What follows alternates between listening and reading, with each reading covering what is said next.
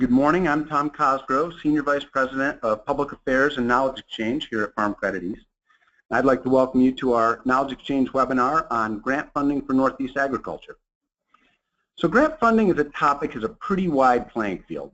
There's a wide range of grants available from both public and private sources for a variety of purposes, whether it be job growth and general economic development to specific purposes like supporting beginning farmers or renewable energy or conservation projects.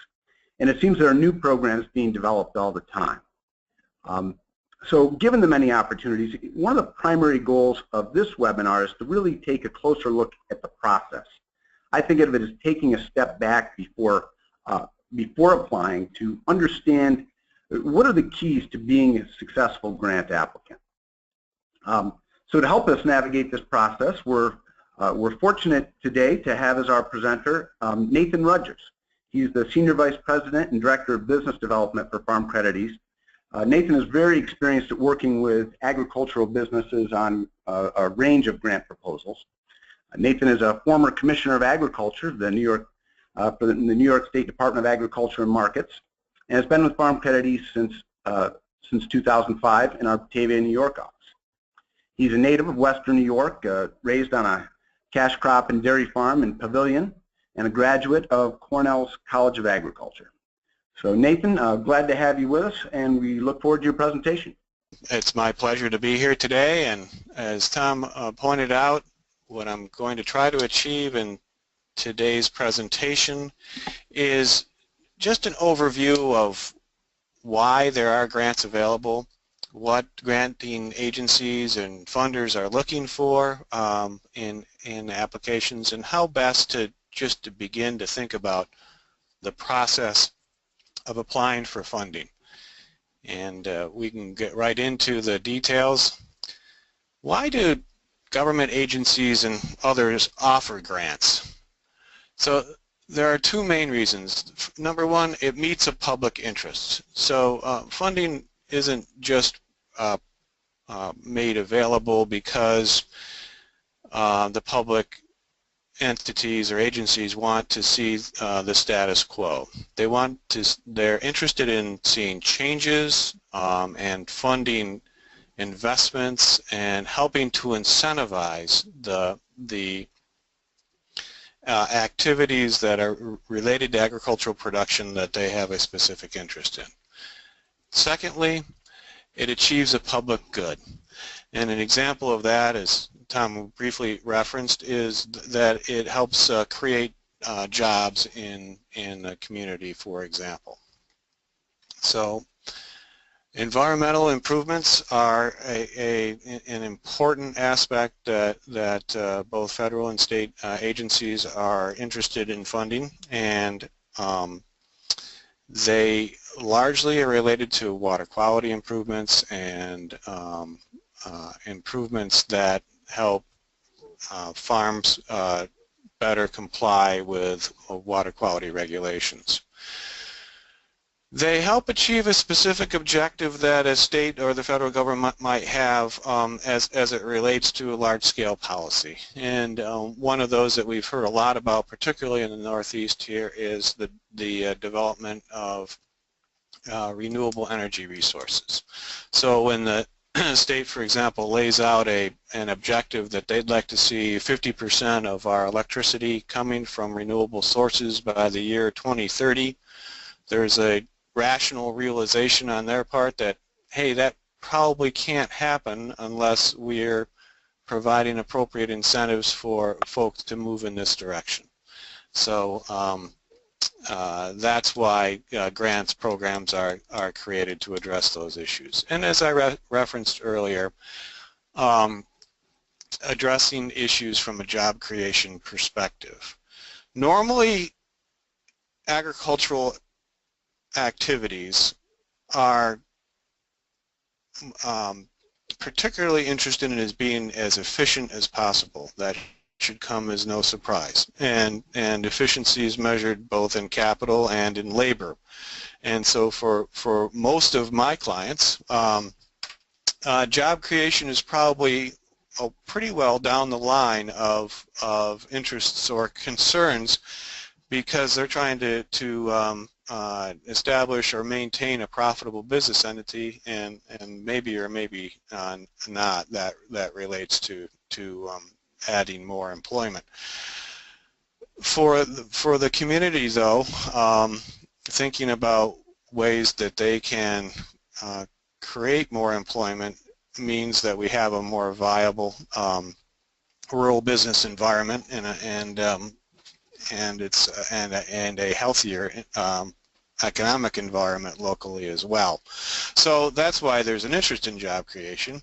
We've seen a move, though, towards incentivizing significant capital investment as well, or hand in hand with job creation, as an objective that agencies are pursuing, because there's a recognition of the capital intensity of agricultural operations and that not everything's about creating jobs. So when you sit down to think about, well, I've got, I have an interest in acquiring grant funds, you really need to start with, well, do I have a project that somebody would be interested in? And so starting with a blank sheet of paper, you need to write out at the top, this is what I want to achieve in my business. And that can be as simple as, I want to go from a double 10 herringbone parlor to a 60-stall rotary parlor, and what's that mean for my business, and what are the investments that are necessary to achieve that. So once you lay out the basics of what your project looks like, then you can begin to think about what a business plan ought to be that supports those basics. So the business plan really is the guideline, or the roadmap to getting from where you are now to where you want to be.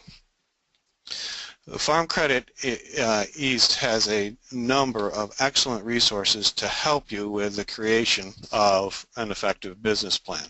And probably one of the best documents available that helps you think through those issues is one called Harvesting a Profit. And you can find a reference to Harvesting a Profit and request that publication by going to the farmcrediteast.com website.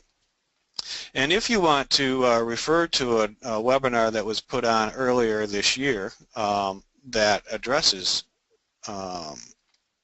how best to approach business plan writing, go to the farmcrediteast.com website, or the webinar page, and look for Business Basics for Starting a Farm on the webinars page, and you'll be able to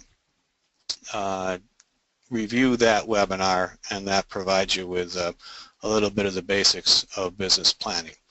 There are also, of course, resources available within the Farm Credit East consulting community, and if you want to approach your nearest branch office and ask for assistance with the business planning from the consultants, that's certainly an option.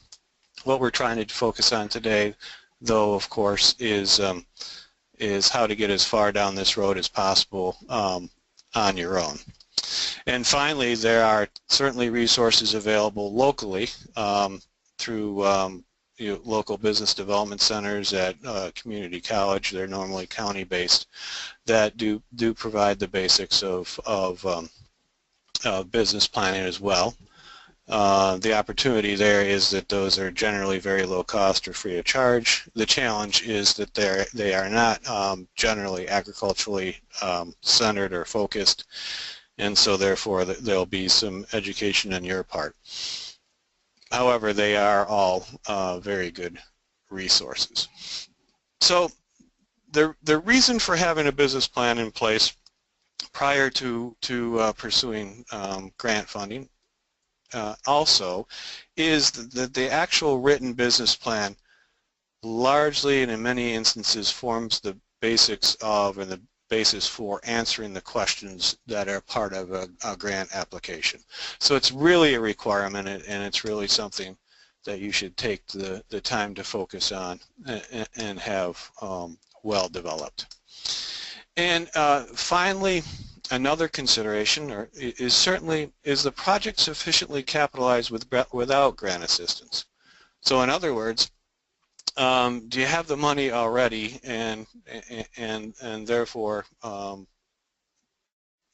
what's the reason for a grant? Well, in many instances, almost every instance of the grant programs that are available, there is a requirement that the investment be paid for ahead of time, and the grant funds come in as the last money entering the project to reimburse for expenses already made. So if you are not sufficiently capitalized from the start, it becomes exceptionally difficult to execute a project, and it will be probably difficult to demonstrate to the funding entity that you're capable of executing the project unless you've got those funds available. So as an embedded part of the business plan, you should make sure that you address the sources and uses of capital for the project that you're considering. So if you think in terms of a matrix where down the left-hand side you've got this is what I want to spend money on, and then across the top, this is where the money is going to come from in order to complete the project. That's a very important component and an important place to start. Other considerations are what's the size of the project that you're trying to achieve? In many instances, grant funding ranges from a minimum to a maximum, and really if you're going to expend the time and resources, your own time and resources to pursue grant funding, you really need to have a project that is going to garner the attention and interest of funding agencies, and then also one that you have sufficient resources in which to execute. And an interesting paradox is that funders often are interested in smaller scale applications for projects than larger scale, and the reason for that is rational, I guess, when you think about it. There's an interest on the part of the public sector in spreading the funding around so that available funds touch as many communities and individuals as possible, and so therefore there are some advantages to smaller scale applications. However, at the end of the day, your business plan is going to drive your decision making. If the business plan says this is the scale of project that I'm pursuing and I think I'm eligible for this amount of funding, then that's what you should do, as opposed to trying to tailor your application to meet what you think the bottom line objectives of the grant program is. With regard to the challenges of developing your project specifically, make sure that your business plan considers what are the external resources and external concerns that you want to make sure are addressed in order to achieve success. And I'll get into this a little bit more detail with some examples later, but those might also involve, is there appropriate infrastructure? If you're going to need, for example, three-phase electrical power, is that available to you? If it's not readily available, what's the investment that's going to be necessary to achieve that? And what does that add to the cost of the development of my project?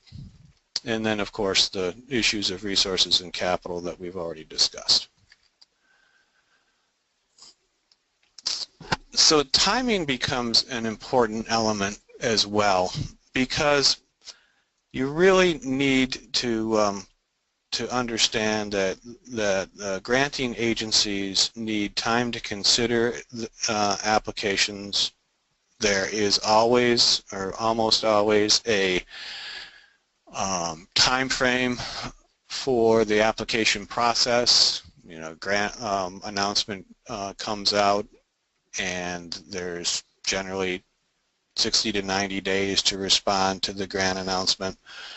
The grant closes, then there's an additional 60 to 90 days of deliberation and scoring on the part of the funding agency before they make a determination as to who's going to get awarded funds.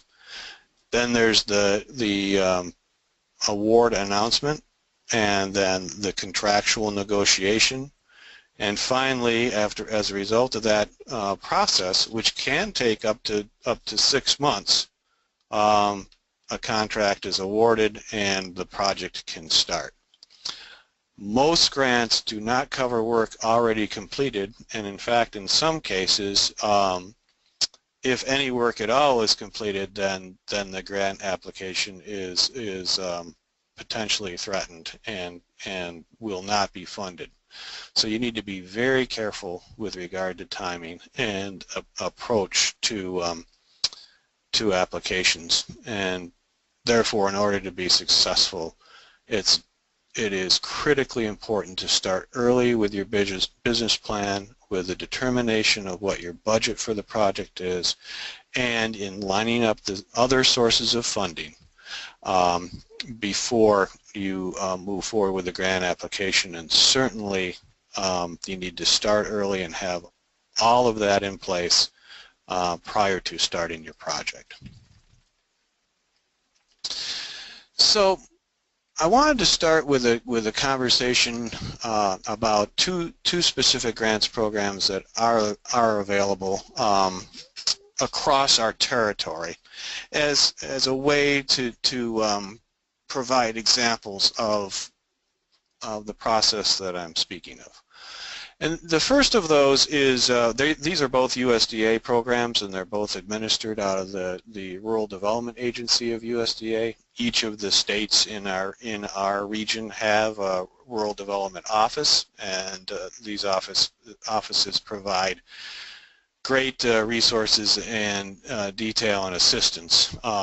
The agency is remarkably good to work with. They have a profound interest in seeing that farms and rural small businesses in their state receive funding through the program, because of course they're evaluated on how well they market and promote these programs. And they of course have a role in reviewing and scoring the projects.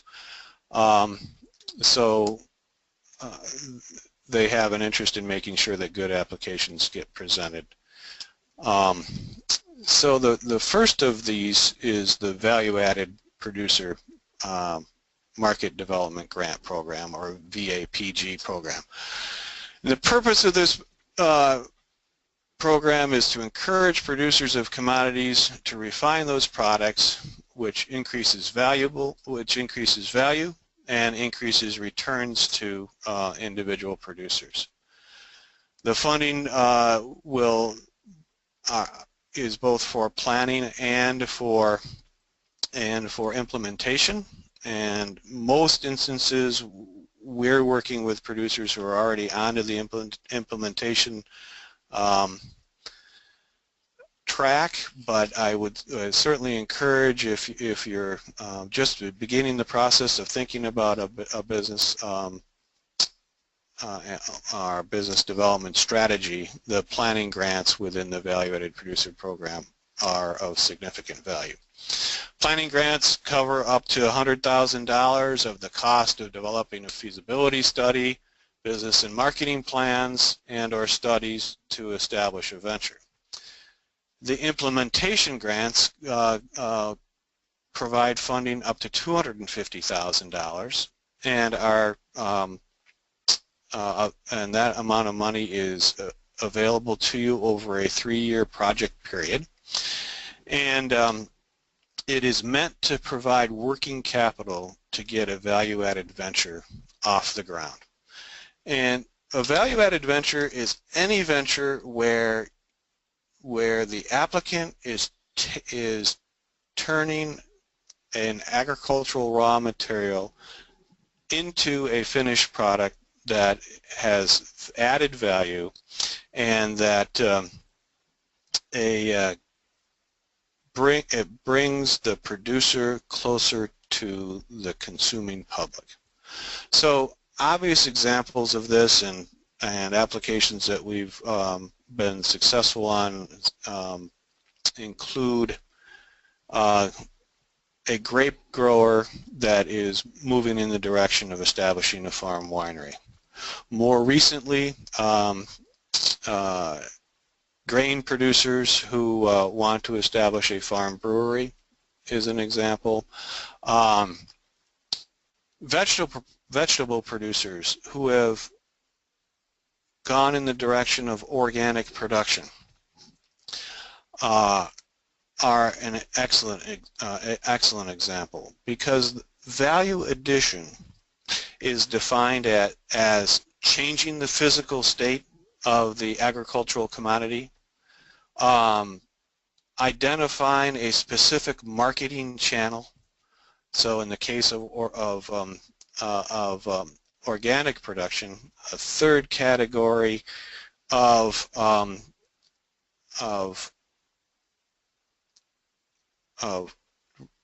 specifically defining the commodity into an exclusive or branded category.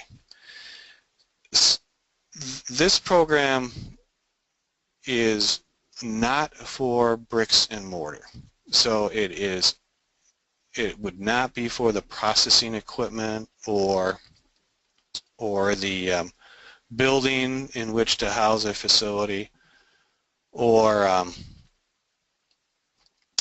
any of those kinds of investments, but rather for the working capital to get the business off the ground.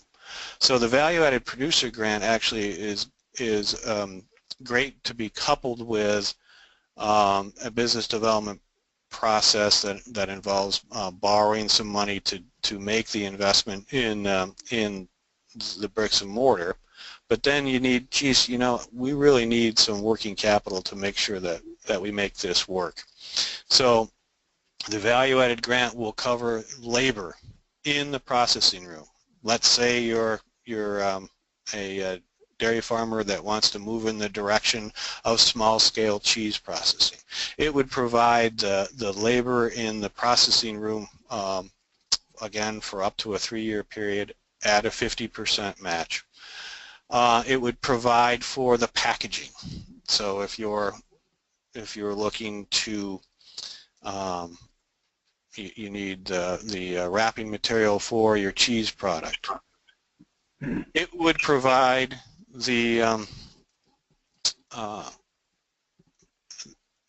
promotion and marketing of that cheese product, including, for example, the labels, the design of a logo, the establishment of a radio campaign, the establishment of a print media campaign, the hiring of a person to design your website, and excuse me, Nathan? Promotion. Yes. This is Tom. So I'm sorry to cut in here, but the couple questions just came in on value-add producer grants, so I thought it might be a good time to address them. As Absolutely. You're talking about all the things that are covered under value-added producer grant, the question was overhead expenses, and I know that's kind of a general term, so maybe if you could address that. And the other one while we're here is that it talks about that the value-added producer grant is closed, and so someone was asking if funds are going to be available in the future. Maybe you could hit those. Sure. So on the second question first, the producer grant, value-added producer grant, was reauthorized in the 2015 Farm Bill, and so funding is available through the end of that Farm Bill period, which would be through 2018. Funds are appropriated annually by Congress, and last year's appropriation was in the $30 million range across the country, and as you may be aware, we're under a continuing resolution nationally right now, but with the approval of next year's budget, there will be funding available for the next round, and that program announcement will come probably around the middle to end of March of this coming year, and with a closing date at the end of June. That's normally when the cycle has been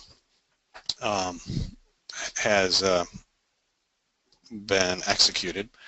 So we'll have an announcement of the opening of the grant period.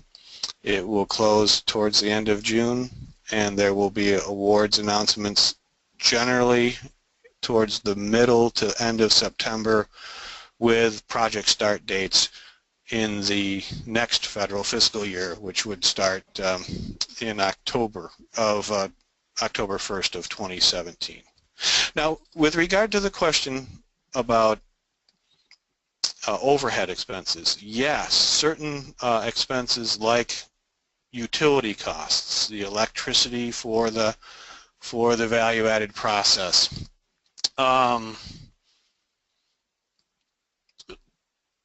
legal fees for the establishment of the business, or for issues that come up in relation to getting the new value-added business started. Telephone costs, utility communications costs, internet access fees, and if you need to purchase a cash register or computer software, that's the one area that is sort of like a piece of equipment that is covered by the grant. So those are some areas also where funding is available. Okay, so, thanks. Yep. With regard to the subtleties of this program and what needs to you need to make sure that you address, your business plan has to have a very well thought out marketing approach, and to the extent that you can address specifically who you're going to sell your product to, how you're going to expand that market based on the investment of grant funds, how that value addition, it leads to increased returns for you as a producer, and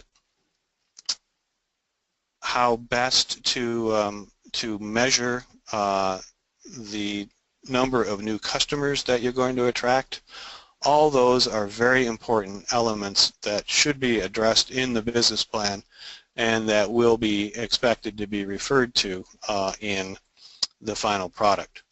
Depending on the category of the application that you're presenting, you may also be required to produce a feasibility analysis for the value-added producer grant.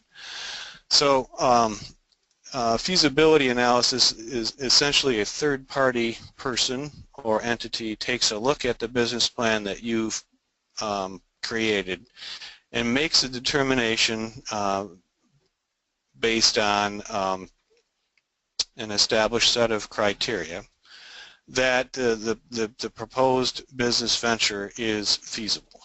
And there are exemptions from needing to produce a feasibility analysis, but you need to bear in mind that that might be a requirement, particularly if you're going for the full $250,000 in funding, and entities such as the consultants here at Farm Credit East are excellent sources of providing you with a feasibility analysis for your business plan. And but you should certainly line up that resource prior to completing your application. So moving on, I'm sure there'll probably be some additional questions about this program, and I'd be happy to address those at the end. We talked about the criteria and elements that need to be addressed is a part of the value-added producer grant, and then important further considerations. Make sure that that what you're addressing really is value addition. So it's important to be able to rationalize your way through that. I'm not just producing feed to market to a neighbor farm. I'm actually planning on producing a organic feed that has additional value addition because I've changed its physical state, because I've identified it as a specific branded product, etc. Moving on to the other of the two rural development programs I wanted to talk about today. It is the Rural Energy for America program. This program addresses renewable energy production and also energy efficiency on farms across our region. So eligible projects include small-scale wind turbines or small-scale solar arrays, or larger-scale type projects like anaerobic digester systems. And we have been quite successful in finding funding in all three of those categories. And essentially, this is a program that does cover the hard costs, the bricks and mortar investments of a project investment. The outside activities that are required for this grants program include the development of a technical report and feasibility analysis for the project. These are that's generally information that you can complete yourself on most of the smaller scale renewable energy projects, but certainly require significant review from and information provided by your technology provider. So the vendor who's providing the solar array system or the wind turbine provider need to be able to supply you with sufficient information to demonstrate the energy generating capacity of the system, and also that the system has some demonstration of reliability and performance over time. So USDA requires that there be an analysis, for example, of the wind resource in your region for a wind turbine. And there are great resources available from your state's energy agency in helping you to determine what the wind resource is in your area. But you should ask your vendor, if you're thinking about moving in the direction of developing this kind of a project, ask your vendor to demonstrate to you that there's been an analysis of the solar resource or the wind resource in your region to ensure that that you can in fact generate the renewable electricity that you're proposing is to be generated by the system. So the REAP grant will cover up to $500,000 of the cost of a project investment, and it will cover 25% of the cost of the project development. So is this one guaranteed in a sense through this next farm bill? Till the end of this farm bill? Yes, it will still be in place until the end of this farm bill, and again, appropriations are forthcoming as a part of the continuing resolution process in Congress. In order to measure, though, the energy efficiency or the energy efficiency gain expected from an investment that the REAP grant might cover, you will need an energy audit. And that's a third-party assessment of the technology that you're looking to deploy, and it is specifically designed to measure what you're doing now and how the new investment might address and provide significantly greater energy efficiency as a result of the investment. Great example with regard to grain drying would be, right now you've got an old GT batch dryer that is runs on PTO power and consumes an awful lot of propane as a part of the process, and you want to switch to an in-bin dryer system that is a continuous flow system and that is significantly more energy efficient. You'll need an energy auditor to make that assessment and make a simple determination of the number of years of simple payback that is required in order to justify that investment. Can the grant funds be used for something like, a question came in on, for the upgrade to the three-phase power? Is that one of the potential uses, that allowable uses for a grant? Not under the REAP program. However, three-phase power grants are available from specific utilities in the area where you're looking, whoever's servicing the project. Those utilities, particularly in New York State, are required to provide some funding for the establishment of three-phase power on farms, and I will get into that a little bit more specific as we go forward. Finishing up on the REAP program, making sure that you've found an energy auditor, and I can certainly help, or our offices can certainly help in referring you to an energy auditor that can do that assessment for you for the energy efficiency component. And if that metric comes back and is reasonable, so that you score well enough, and the scoring criteria is pretty well laid out in the REAP application, then you should be successful. And I think I've covered these areas as far as criteria for the REAP grant, the elements and important considerations. So utility investments incentives are certainly available, and National Grid, NYSEG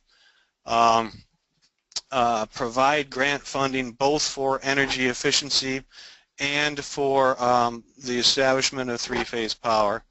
There are certain criteria that need to be met, in particular when it comes to three-phase power establishment. There needs to be an associated additional capital investment going on to be able to, for the utility to justify making the investment in helping you with the three-phase power extension, because they have an understanding that there'll be additional electricity utilized on the farm. There are funds also from the Department of Transportation here in New York State for multimodal type activities where you're switching, in the case of a large-scale project where you're switching from truck traffic to rail traffic, for example, or industrial access funding, which allows for the funding for the construction of roadways to provide access to a large-scale facility.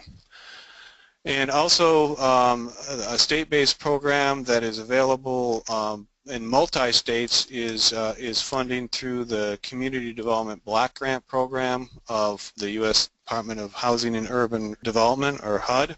Community Development Block Grant Program provides funding for job creation and is based on capital investment in equipment.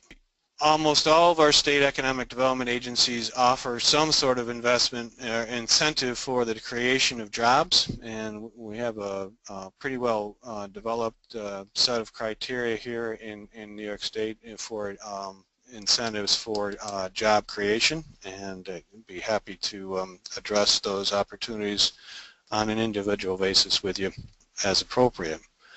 There are also several programs available that offer incentives and loans for farm waste management to improve energy efficiency and solar and wind generation and innovative business practices for energy use.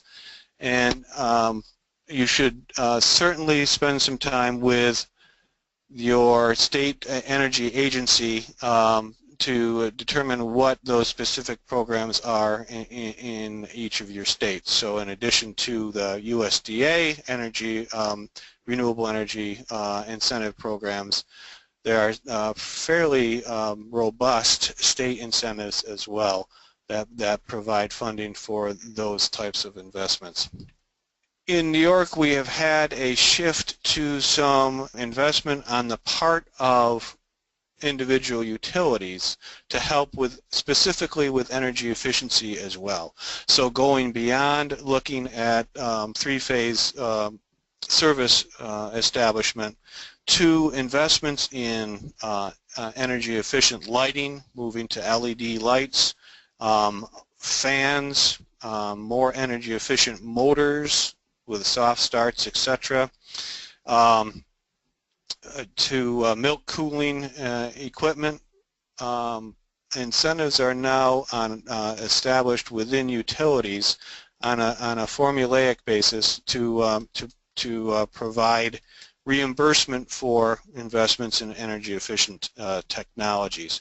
Now, this is compelled by the state's Public Service Commission, but generally the utilities provide pretty good access to and reasonably easy application processes for energy efficiency. So it's absolutely critical and important to remember that every project that you're planning probably has some resources available to you, but you need to be aware of the opportunity and, most importantly, asking the questions. Here's what I'm trying to do, what might be available to address it. I had specifically mentioned at the beginning of discussion the issue of water quality improvement. In New York State, the soil and water conservation districts have access to funds from the Agricultural Non-Point Source Pollution Abatement Control Program that is administered by the Soil and Water Conservation Committee at the state level, and that provide on a watershed by watershed basis funding for water quality improvements that lead to addressing concerns of impaired water bodies across the state. So specifically manure management, establishing silage leachate control, manure storage are all the types of projects that are eligible for funding through this program. What's of particular interest from a farmer perspective is that the County Soil and Water Conservation District is the applicant. So you don't have to actually put the application in, but you are the beneficiary of your county's Soil and Water Conservation District making an application on your behalf. And because it's watershed based, those applications are generally multi-farm, and actually they score better if they are multi-farm, and they are best pursued with giving your Soil and Water Conservation District enough lead time so that they're aware that you have an interest in making significant investments in a water quality improvement project, that you'd be willing to be a cooperator. This program offers a match up to generally on average about 50% of project costs, so there's significant, as you know, these types of water quality improvement projects, manure storage in particular, can be very expensive, so a 50% reduction in the cost is certainly welcome, and I would certainly encourage your consideration of approaching your County Soil and Water Conservation District to make sure that they're aware that you have an interest in moving forward with this type of project. You can very effectively marry the funds from this program with funding from USDA's Natural Resources Conservation Service, or NRCS, EQIP funds. So it's possible to put together a federal source of funding with a state source of funding to achieve a project objective where the farm is actually putting in only a small percentage of the total cost of the project. Again, from a cash flow perspective, you probably need to have those resources available in the form of a line of credit. But once the project is executed and completed, reimbursement will help to cover a significant portion of the costs of this program. I wanted to cover three main elements of what you need to think about before you pursue grant funds, and how to get prepared in order to move forward. The first and most important is remember the 3 Bs. Develop a business plan. We've talked extensively about the importance of that and why it forms the basis of any successful application. That business plan needs to include a budget. What is it you're trying to do? What is it you want to do? What's it going to cost? What are the sources of funding that you have? That's the 3rd B, the bank aspect. And of course, what are the uses of those funding, of those funds? What is it we want to purchase and get established? Secondly, once you've got that information put together, it becomes easier to determine, is there a grant available to help you get to where you want to go? Are you pursuing a value-added activity? Are you interested in, from a resource perspective, a renewable energy project or energy efficiency project? Or are you making a significant enough investment that will have a community impact? Are you creating a significant amount of new jobs? And finally, how do I get it done? First of all, spend a significant amount of time on the funding agency's website with each of the applications, so you understand very much way ahead of time what the requirements of the grant application are. Number 2, pay attention to detail. Many times it's not the amount of information that you're providing as much as it is that you've checked the boxes, that you have addressed what's being requested of you in an effective and efficient manner. And finally, you need to have a significant amount of patience with the process. and perseverance. And this is specifically and especially important. If you're not successful the first time, it does not mean that you won't be ultimately successful. So the experience of going through the process of applying for grant funds helps improve the likelihood that you'll be successful the second time around. And in many, many instances, particularly with the value-added producer grant program, you can already be engaged in the process. You can be engaged in the activity. You can already have gotten going with the direction that you want to go, and reapply for funding because the ongoing working capital aspects of that grants program provide you with an opportunity to be successful. So with that, I've got just a few minutes for questions, and specifically before we end here, I did reference and I want to point out that there is a great guideline to the grants and incentives that are available for Northeast agricultural producers available at the farmcrediteast.com website. It's just go to farmcrediteast.com/grants, and this guideline is there for you to peruse and try to determine a roadmap for success. So Tom, any questions out there? Yeah, no, thanks, Nathan. Obviously, I've been hitting you with a few as they've been coming in.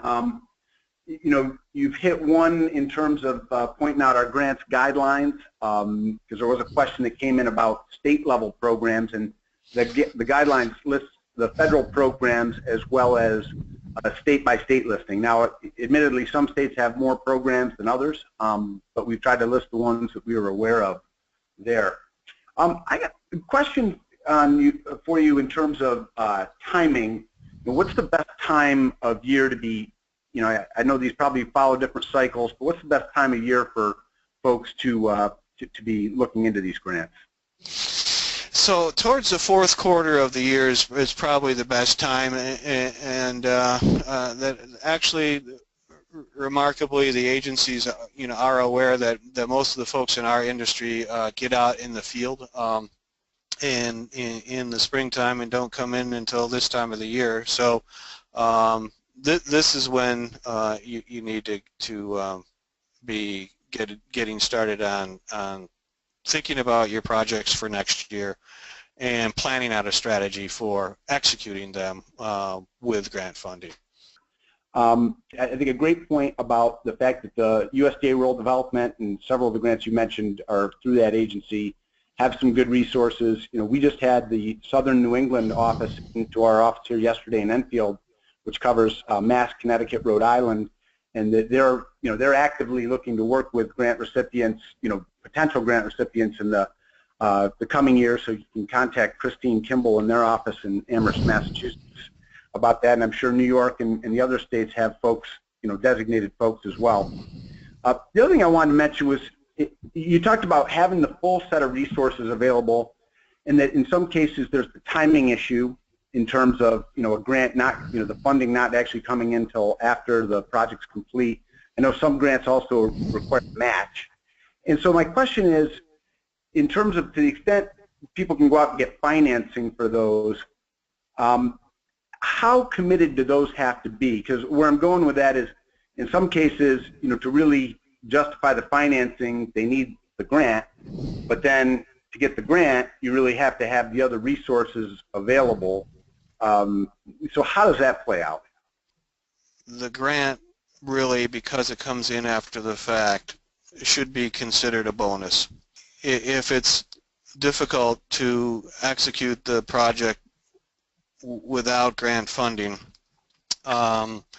it's much less likely, unfortunately, that you'll be successful in achieving grant funding. And while that seems rather challenging, it really ends up being the case, because obviously the funding agencies want to want to make sure that they're dealing with projects that are going to be successful, and that their investments of public funds are in fact going to have made a difference and have been successful. However, that generally means that if you don't need it, it's going to be available to you. Okay, good. Well, we've reached the end of the hour, so Nathan, I want to thank you for the information. Just a couple of notes. So, on you can see the spots on the Farm Credit East website where you can get to recording of this webinar, including the slides. They actually are on the GoToMeeting webinar dashboard as well that you can take down. You see there we do have an upcoming webinar on the Food Safety Modernization Act on December 20th, so we certainly invite everyone to join for that. So with that, we're going to conclude and appreciate your participation. Have a great day.